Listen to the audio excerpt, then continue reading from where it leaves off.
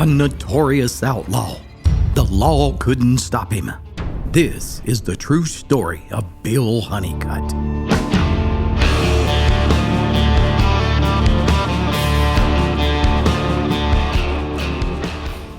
One of the most remote places in Appalachia is the Iron Mountains that separate North Carolina and Tennessee.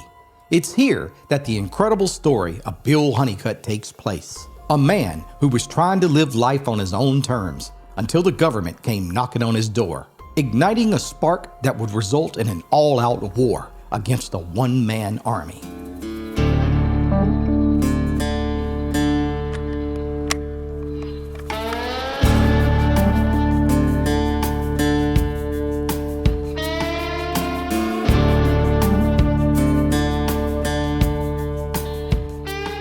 It's no secret that there are some places in Appalachia that are home to some of the roughest characters ever known.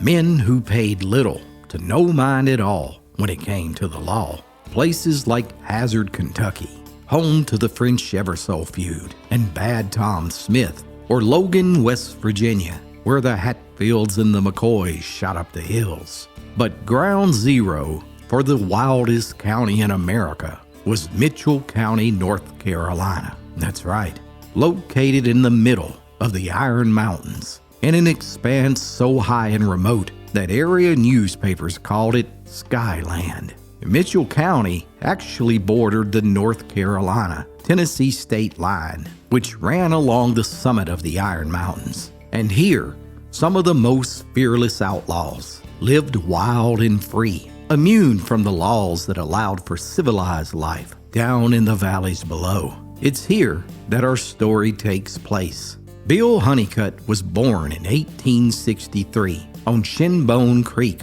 in the Iron Mountains. While the rest of the nation was bitterly divided as the bloody war between the states tore families apart, Bill and his family were completely isolated from the outside world and never knew when that war started or ended. Instead, the young boy grew up much like the native black bears and mountain lions did, equally cunning and skilled in the art of survival. Now, this section was so remote that there weren't any roads for miles in any direction, and the jagged ridges and vast chasms were seemingly endless and made it nearly impossible to reach the Honeycutt homestead. And because of this, Bill would go for a year or two at a time without seeing a single person from the outside world. And for all intents and purposes, he knew far more about the ways and instincts of the animals than he did about how society's rules and laws worked out there beyond the Nolichucky River.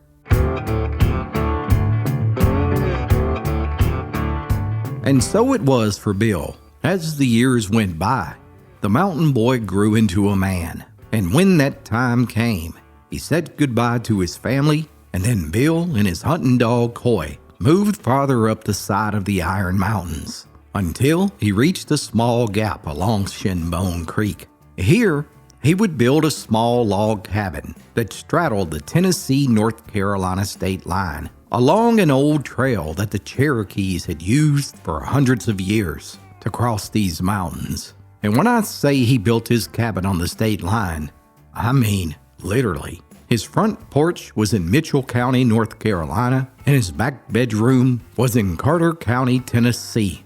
Well, old Bill and Coy spent their days hunting and trapping wild game, raising hogs and growing corn and potato patches. Most evenings they would sit out underneath an apple tree, watching the sunset on the Tennessee side of the mountains, while sipping on a glass of untaxed homemade blockade liquor. But you see, it turns out that old Indian trail that ran along the rear of Bill's cabin was more like a noisy interstate. It seemed every couple of weeks, some poor stranger would come walking or riding a mule from one side or another, and they would stop at Bill's to water their animals, and while they were at it, occasionally Bill would give them a cup of his special corn liquor to help the stranger knock the dust out of their guzzle. Now, more often than not, the stranger would take a liking to the drink so much that they would offer to do some trading in order to secure a jug or two to take back down to flatland country. That set Bill to thinking, although it sure disturbed his unbroken peace of mind and solitude to have to deal with those travelers trotting back and forth across the mountain. It did seem to present a powerful good opportunity to make a little bit of money selling his liquor. The only problem was that both Mitchell County, North Carolina, and Carter County, Tennessee were dry counties, and it was illegal to sell alcohol.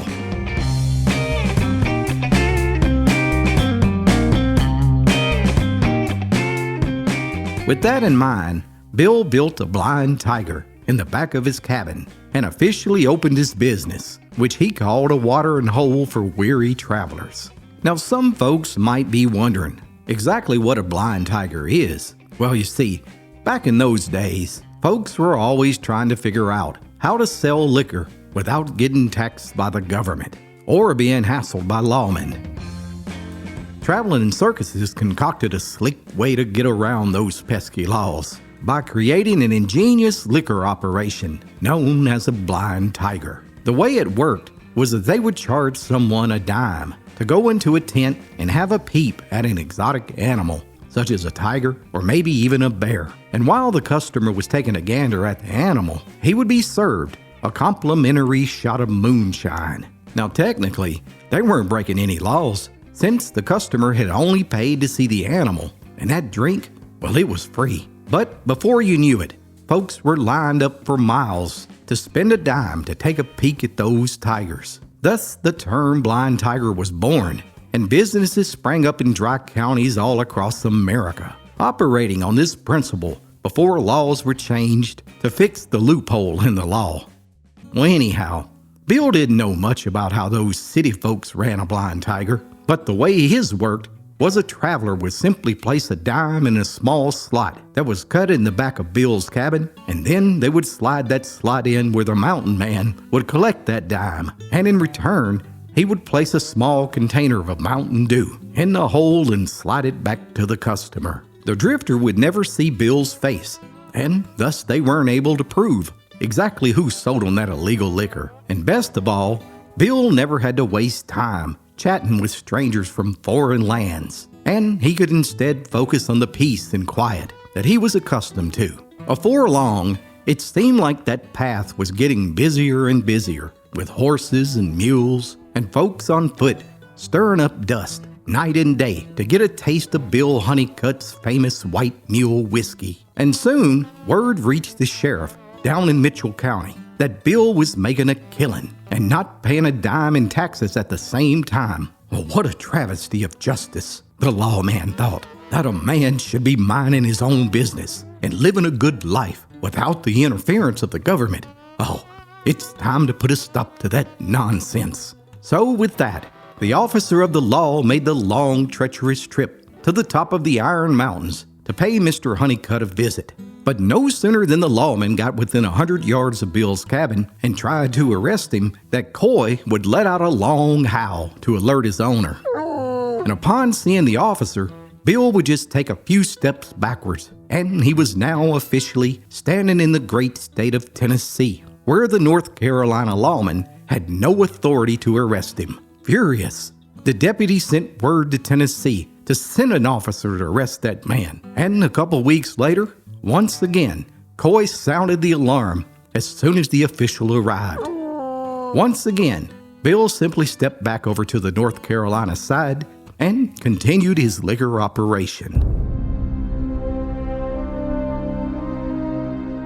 But as everyone knows by now, there's no way the government could just allow a man to get the idea in his head that he could keep every cent of the money he was rightfully earning. Law and order had to be maintained.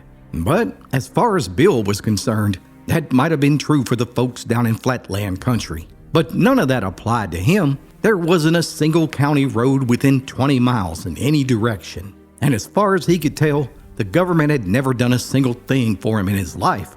He wasn't bound to pay them a single dime, and there weren't nary a chance that he'd let them infringe on his God-given right to make corn liquor. With that, the battle lines were drawn between Bill Honeycutt and both the Tennessee and North Carolina governments. They were determined to make him pay a stiff penalty for manufacturing blockade liquor and tax evasion. But Bill, he vowed there wasn't a chance in hell that he would back down from them. And what happens next was a showdown that would roar through the mountains like a thunderclap, and soon dominated headlines all across America.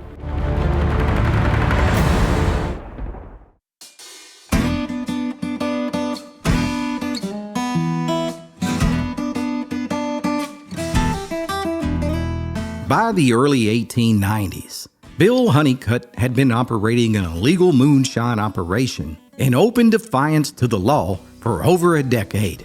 And by 1893, the state of Tennessee had placed a $100 bounty on him, payable to any man who could arrest him. But you see, Bill wasn't the type of fella who spent his time reading the classifieds of the newspaper, and he had no idea about that bounty. So in April of 1893, he had come down to the Tennessee side of the mountain and was hunting in Tiger Valley when a United States deputy marshal attempted to arrest him, but unfortunately for the officer of the law, the mountain man was quicker on the draw and promptly shot the marshal dead. Just like that, Bill Honeycutt was now a bona fide outlaw, and a $450 bounty was placed on his head, wanted dead or alive.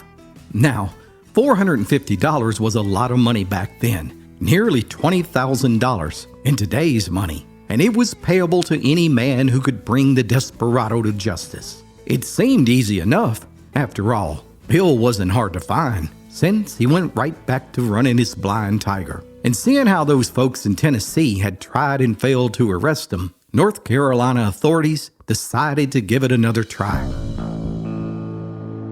In the fall of 1899, they sent United States Deputy Marshal William Greer and Mitchell County Deputy Sheriff Milt Phillips up to the outlaw's cabin, determined to bring Honeycutt down that mountain in handcuffs or in a pine box. And just like every other time, Coy let out a long howl as the lawman approached, and Bill was ready and waiting for him. The lawmen had split up with the intent on attacking from the back and the front of the cabin at the same time. But Honeycutt caught Deputy Sheriff Phillips and promptly tied him up to a fence surrounding his hog pen. Yet, as Bill was busy with the sheriff, U.S. Deputy Marshal Greer managed to sneak up on him and promptly shouldered his rifle and demanded that the outlaw surrender. "It's all over, Honeycutt. There's no escape. You're coming down this mountain one way or another. Now surrender your weapon and lay it on the ground." Now, Bill still had his Winchester rifle gripped in his hands at his waist level, but the marshal had gotten the drop on him. Most men would have had no choice but to give up in this situation, but Bill stood firm. Yet that marshal wasn't no fool, and he was well aware that Honeycutt had already killed another official, and he wasn't about to ask twice. Seeing that the mountaineer was still holding on to that Winchester, Marshal Greer opened fire, shooting Honeycutt right through the shoulder. The mountaineer fell backwards a few steps, but at the same time, he returned a barrage of hot lead. Within a split second, the air was filled with smoke and the sound of that lever action repeating, and Bill got off 4 rounds, hitting the U.S. Marshal twice in his right leg, shattering his kneecap. In the chaos, Sheriff Phillips had somehow untied himself and fled for his own life, and at the same time, Marshal Greer threw his own body across his horse and continued to exchange bullets with Honeycutt as the lawmen retreated into the forest. For Bill, his wound wouldn't prove to be too serious, as the bullet had only torn through the flesh. But for Marshal Greer, his wound confined him to a bed for the next 2 weeks, and doctors begged him to let them amputate his leg to save his life. But Greer refused, and you see, that turned out to be a costly mistake, as the lawman died from blood poisoning shortly after. Honeycutt had now killed 2 U.S. Marshals, and soon a 20-man posse scoured the hills of Tennessee and North Carolina in search of him. But the outlaw had grown up in these mountains, and he knew every hill, holler, gorge, and bluff like the back of his hand. And a few days later, Honeycutt had made his way to Deputy Sheriff Phillips's farm, and he was determined to get rid of the only witness who could testify against him. Bill hid at the edge of the forest all night long until the sun finally rose, And before long, Phillips appeared in one of his fields, completely unaware that Honeycutt was watching him. And within a few short minutes, a single shot rang out, and Sheriff Phillips was dead. Bill Honeycutt was now the most wanted man in all of southern Appalachia. What had started out as the government simply trying to collect taxes on Honeycutt's moonshine operation had left 3 lawmen dead.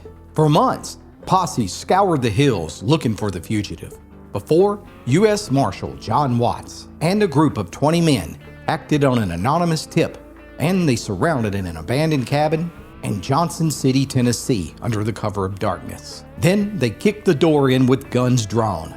Inside, there were 6 rifles leaning against the wall, but Bill Honeycutt was sound asleep in the bed. When he sprang from his sleep and surveyed the scene, he simply replied, "Well, boys, you got me." He was promptly arrested and charged with 3 counts of murder and operating an illegal distillery. But ironically, there wasn't a single witness for the prosecution that could take the stand who had actually seen Honeycutt commit those crimes. In the end, the only thing they could convict him of was selling moonshine. And for that, outlaw Bill Honeycutt would serve 4 years in prison before disappearing up on Iron Mountain again. No one knows if he went back to making moonshine or not. But one thing is certain, no lawman ever went to check again. And now, my friends, you know the rest of the story about the forgotten Appalachian outlaw, Bill Honeycutt. Let me know what you think about his story in the comments below. And, as always, be sure to like and subscribe for more true stories from Appalachia's past.